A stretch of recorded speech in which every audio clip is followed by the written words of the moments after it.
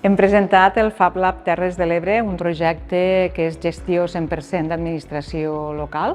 Nosaltres depenem de la Regidoria de Polítiques d'Ocupació i Empresa de l'Ajuntament d'Amposta i va estar impulsat per la pròpia administració local, que n'hi ha molt pocs, per no dir, jo no he trobat cap Fab Lab que sigui impulsat per l'administració local, per un ajuntament aquí a Catalunya i Espanya. A Sud-amèrica sí que n'hi ha. Llavors és un projecte, és un laboratori d'innovació social digital que l'objectiu principal és apropar la tecnologia a la ciutadania. Llavors treballem des de l'administració amb l'administració i treballem en la quàdruple o quíntuple hèlix ja en empreses, emprenedoria, món educatiu, ciutadania i també la recerca. Qui més?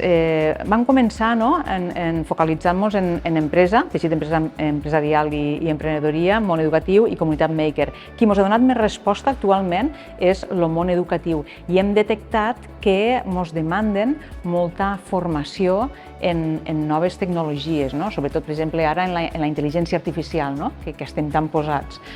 Molts centres educatius ens demanen que els hi fessin formació perquè no saben com gestionar aquesta nova tecnologia en els alumnes. O, per exemple, centres que els estan dotant per via subvencions Next Generation de moltes màquines i eines de fabricació digital, però que tampoc saben com fer-les anar. Llavors donem aquesta resposta a aquests reptes que se ens presenten.